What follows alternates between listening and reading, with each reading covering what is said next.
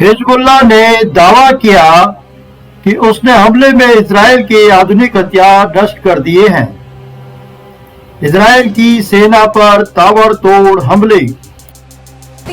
जिसके बाद उसने एक वीडियो भी जारी करके इजराइल पर हमले का दावा कर दिया है। हिजबुल्लाह ने दावा किया है कि उसके ताबड़तोड़ हमलों में इजराइल के टैंक और आधुनिक हथियार सब कुछ नष्ट हो चुके हैं।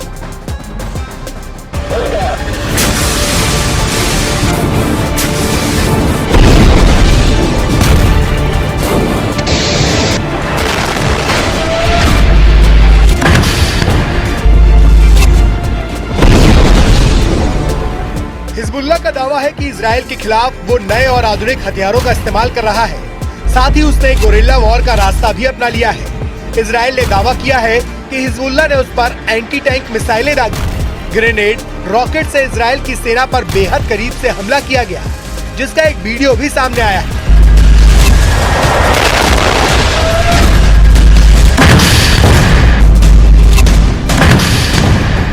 वीडियो में दिख रहा है कि हिजबुल्लाह इजराइल के टैंकों को महज 100 से 150 मीटर की दूरी से एंटी टैंक मिसाइल से और रॉकेट से निशाना बना रहा है। और वीडियो में जिन घातक राइफलों का इस्तेमाल होता दिखाई दिया, वो इजराइल की सेना के पसीने छुड़ाने के लिए काफी है। वीडियो में हमले का तरीका ये साबित करने के लिए काफी है कि इजराइल की सेना को बेहद क्रूर और शातिर लड़ाकों से जंग लड़नी है, वो भी उस समय जब हिजबुल्लाह की तरफ से इजराइल की सेना पर ताबड़तोड़ हमले किए जा रहे हैं।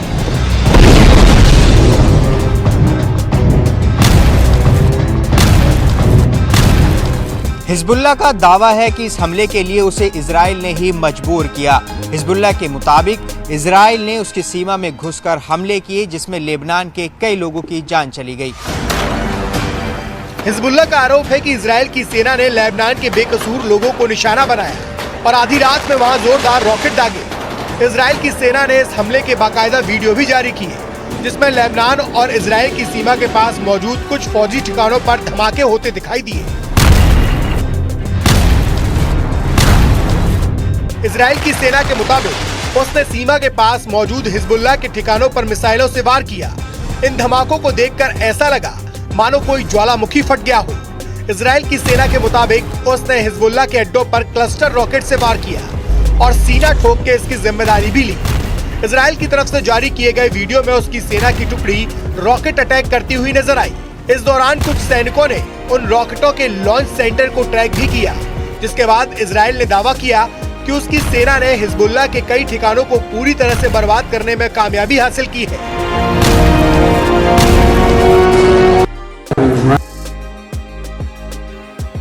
आगे देखते हैं जिनपिंग ने अमेरिका को क्या कहा। अमेरिका ताइवान को हथियार ना दे।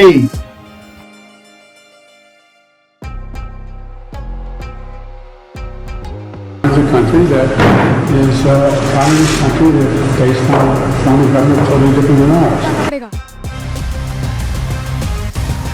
तो जेरूसलम पहले आपको दिखा देते हैं, जहां पर जिन गलियों में हम इस वक्त हैं, ये 3 धर्मों की आस्था का केंद्र है। और आप देखिए यहाँ से लोग, यहाँ पर जीवन एकदम सामान्य है, लेकिन इसी 3 धर्मों के इर्द गिर्द, इसी शहर के इर्द गिर्द अभी जो गाजा में चल रहा है वो चल रहा है। जो लड़ाई चल रही है, जो संघर्ष चल रहा है, वो इसी शहर के इर्द गिर्द दौड़ता है। और यही वजह है कि ये शहर कई बार लुटा, कई बार बसा, कई बार ध्वस्त हुआ। चलिए अब आपको बता देते हैं जिनपिंग के लिए कैसे ये मुलाकात उतनी फलदायी साबित नहीं हुई, इतनी पॉजिटिव साबित नहीं हुई है।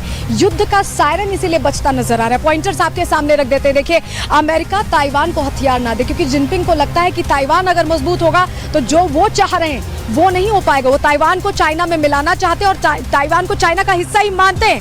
ताइवान को चीन में मिलाकर रहेंगे, ये बात भी जिनपिंग की तरफ से दोहराई गई है और इसके मायने बड़े हैं। मुलाकात के बाद सोचिए ये बात कहना, तो जिनपिंग बता रहे हैं कि वो सुनने वाले नहीं है। अमेरिका चीन को दबाना बंद करे। उनका जो एक तरह से बिहेवियर था, जो उनकी बातचीत का तरीका था, जब बॉडी लैंग्वेज था, वो यही बता रहा था। और उन्होंने ये भी कहा कि धरती पर 2 सुपर पावर्स रह सकती हैं, ऐसा नहीं है कि सिर्फ अमेरिका रह सकता है। चीन खुद को सुपर पावर ही समझता है और अमेरिका और चीन में जो अभी जो मुलाकात हुई, इसके बाद ऐसा लगता है कि बड़ा टकराव हो सकता है और उसके घातक परिणाम भी दुनिया देख सकती है। क्योंकि जिनपिंग बाइडेन की जो मुलाकात हुई है उससे आप समझ गए होंगे कि दोनों देशों के बीच कितना तनाव है, और ये तनाव मुलाकात के दौरान भी दिखाई दिया। चर्चा पूरी दुनिया में होती है और चिंता भी पूरी दुनिया में होती है, क्योंकि अमेरिका और अगर चीन आमने सामने होंगे तो बड़ी तबाही हो सकती है, और वो ऐसी तबाही होगी जो इतिहास में पहले कभी ना देखी गई होगी, ना सुनी गई होगी। रिपोर्ट देख लीजिए पहले।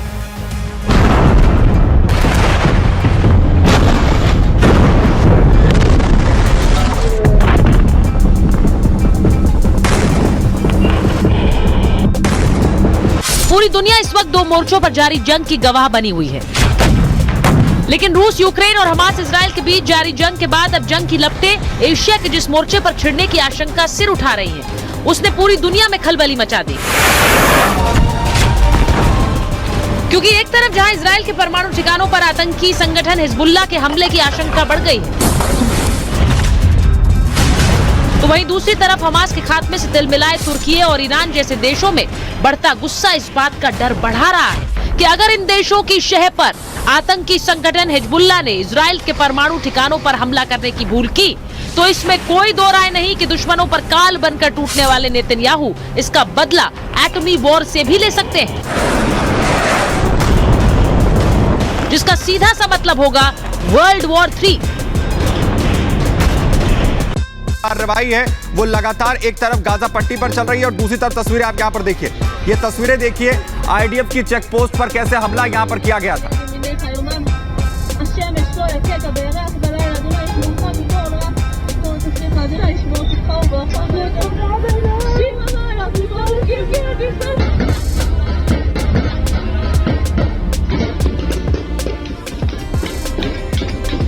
उसके बाद एक और सघन ऑपरेशन हुआ।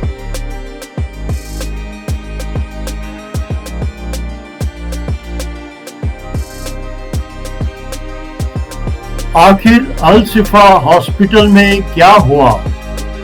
आईडीएफ ने हमास के आतंकियों के साथ क्या किया?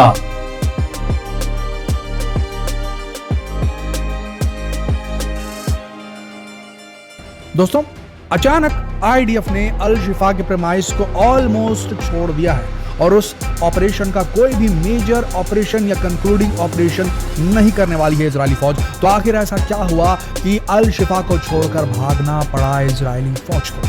दोस्तों, सबूत के नाम पर याद रखिएगा आरोप क्या लगाए थे इजरायली फौज ने कि अल शिफा हॉस्पिटल के नीचे पूरा कमांड एंड कंट्रोल सेंटर मौजूद है हमास का, और उसके बाद उन्होंने सबूत जो दिए वो नाकाफी से लगे। दोस्तों, आप भी कुछ समझिए, क्या बताया उन्होंने, क्या दिखाया उन्होंने, क्या सबूत दिए उन्होंने सबूत दिए हैं कुछ मिलिट्री कॉस्ट्यूम्स के जो हमास के लड़ाकों के लगते हैं, कुछ ऐसे बैग्स दिखाए जिसमें हथियार रखे जा सकते थे, कुछ हथियारों को शो किया गया, और वहां पर भी एक बहुत ही संदिग्ध चीज दिखाई गई।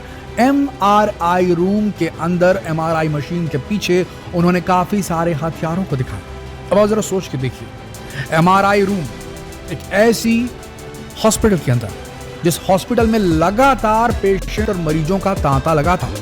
खुद WHO ने कहा है कि 28 में से 22 हॉस्पिटल जो वहां फंक्शनल थे उनके ऊपर या तो हमला हो गया या वहां का फ्यूल खत्म हो गया या कोई दिक्कत हो गई जिसके चलते वो ऑपरेशनल नहीं थे। और अल शिफा हॉस्पिटल गाजा का सबसे इंपॉर्टेंट हॉस्पिटल, सबसे बड़ा हॉस्पिटल था, तो ऐसे में उसकी एमआरआई मशीन का यूसेज ज्यादा होगा कि कम होगा? आप खुद बताइए दोस्तों। डेफिनेटली वहां क्राउड ज्यादा होगा, ज्यादा पेशेंट होंगे वहां पर, ऐसी स्थिति में एमआरआई फंक्शनिंग होगी। लेकिन सोचिए दोस्तों, ये एमआरआई मशीन वो रूम होती है जहां मैग्नेटिक रेजोनेंस इमेजिंग की जाती है इंसानी शरीर की, और ऐसी स्थिति में एक छोटा सा मेटल इम्प्लांट भी हो, अगर किसी का, यानी किसी का डेंटल इम्प्लांट हो, किसी के दांत में कोई मेटल लगाया गया हो, वो भी अंदर नहीं जा सकता, परमिट नहीं किया जा सकता एमआरआई मशीन के रूम के अंदर। और वहां पर इजरायली फौज ने वो दिखाए हैं हथियार। या तो ये है कि हमास ने उस एमआरआई रूम को ब्लॉक कर दिया था, पेशेंट्स को वहां अंदर जाने नहीं दे रहे थे, और वहां अंदर घुस करके उन्होंने अपना हथियार रख दिया था। एक ये थ्योरी है। थ्योरी नंबर 2 ये कि भैया इतना लोड वहां पर था पेशेंट का, तो डेफिनेटली एमआरआई रूम चालू होगा, वहां पर ये पहुंचे और उन्होंने प्लांट कर दिया। हम किसी भी बात को कंफर्म नहीं कह सकते, बट ये थ्योरीज जरूर है जिन पे सोचना जरूरी है। आप सोच के देखिए, और अगर हमास वहां मौजूद होकर वहां के आम लोगों को मेडिकल फैसिलिटी इस्तेमाल करने के लिए नहीं दे रहा है, ऐसी स्थिति में क्या फिलिस्तीनी हमास को एक्सेप्ट करेंगे? क्या उसका विरोध नहीं करेंगे? वो खुद उनकी टारगेट्स, उनके सुरंगों, उनके ठिकानों का पता नहीं बता देंगे आईडीएफ को? जरा सोच के देखिए दोस्तों, अगर हमास ऐसा कर रहा होता कि उसने ब्लॉक कर दिया होगा MRI के रूम को और बोला होगा तुम लोग निकलो यहाँ से, गाजा वाले हो आप लोग रहो, हमें यहाँ पर रहना पड़ेगा, हम यहाँ पर रुकेंगे, हमारे हथियार यहाँ रहेंगे, ये ऑपरेशन नहीं हो पाएगा, यहाँ पर MRI नहीं चलेगा। ऐसा अगर हमास के लोगों ने अगर किया होता वहां पर, तो क्या जो गाजा के सिविलियंस है उन्होंने सपोर्ट किया होता हमास को? या उनके खिलाफ क्या नहीं गए होते? वो भले उनके सामने ना जाते, बट उनके पीठ पीछे वो IDF के सैनिकों को बता सकते थे कि उनका ठिकाना कहाँ था, ये कहाँ था, वो कहाँ था। कुछ नहीं। तीसरी थ्योरी ये हो सकती है कि वाकई में वहां पर हमास के लड़ाके होंगे, उन्होंने वहां हथियार रख दिए होंगे, और चूंकि वहां पर बिजली की समस्या है, फ्यूल की समस्या है, तो हो सकता है MRI मशीन को बंद करके रखा गया होगा। ऐसी स्थिति में वहां पर हथियार रखे जा सकते थे। 3 थ्योरीज है। सबसे बड़ी बात दोस्तों यहां पर जो समझ में आती है, इस ऑपरेशन से पहले, अल शिफा ऑपरेशन से 7 दिन 10 दिन पहले बाकायदा एनिमेशन दिखाया था इजराइल डिफेंस फोर्स के स्पोक्सपर्सन हगारी ने कि ये है अल शिफा हॉस्पिटल, और इसके नीचे पूरे 3D एनिमेशन से दिखाया था कि हाँ यहाँ अंडरग्राउंड टनल्स होंगी और यहाँ अंडरग्राउंड जो है कमांड सेंटर होंगे।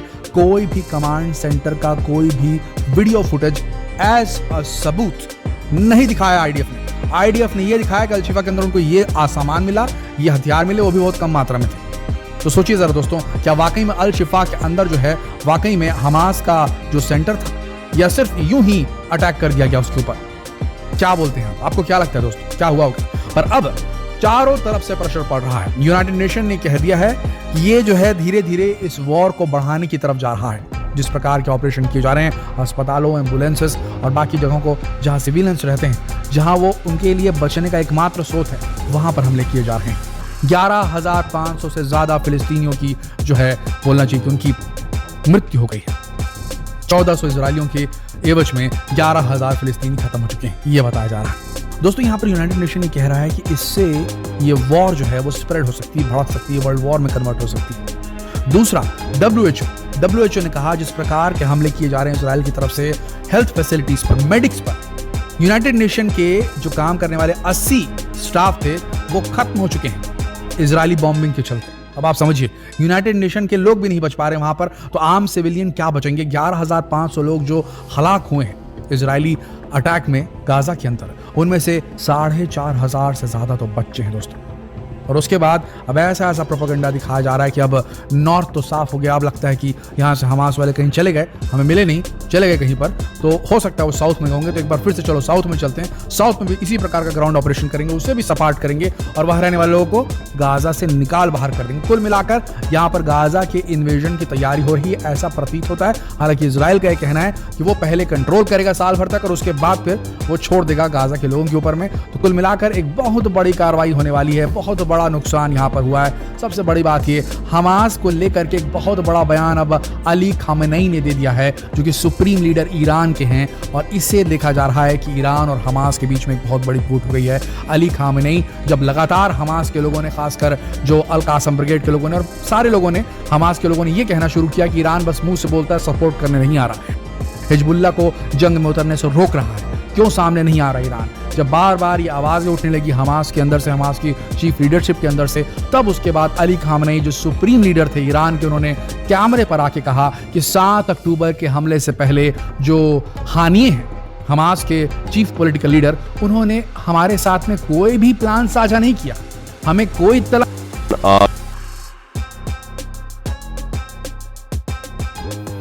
जानते हैं आगे विमान के बारे में, जो कि टाटा के बड़े प्रोजेक्ट में बन रहा है, बेहतरीन विमान अब बबूला हो जाएंगे। दरअसल दोस्तों, कुछ महीनों पहले भारत सरकार की तरफ से टाटा ग्रुप को 22,000 करोड़ रुपए का एक बड़ा प्रोजेक्ट दिया गया है। इस तरह का प्रोजेक्ट टाटा ग्रुप ने पहली बार हासिल किया है। इस प्रोजेक्ट की मदद से भारतीय वायुसेना को ऐसा विमान मिलेगा जिसकी मदद से भारतीय वायुसेना किसी भी देश के ऊपर एयर स्ट्राइक या फिर किसी भी तरह के हवाई कार्रवाई को अंजाम दे सकती है। यही कारण है कि जब से खबर चीन और पाकिस्तान के कानों में पड़ी है, भारत के दोनों दुश्मन तिलमिलाने लगे हैं। दोस्तों, इस विमान की कुछ खासियतें बाहर निकलकर सामने आई हैं। बताया जा रहा है कि इस विमान में ऐसी तकनीक का इस्तेमाल किया जाएगा जो अमेरिका और रूस जैसे बड़े बड़े देशों के पास भी मौजूद नहीं होंगी। तो दोस्तों चलिए जानते हैं इस विमान के बारे में पूरी डिटेल से। हम जानने का प्रयास करते हैं कि ये विमान कितना घातक और खतरनाक होगा। वीडियो में आखिर तक बने रहिए।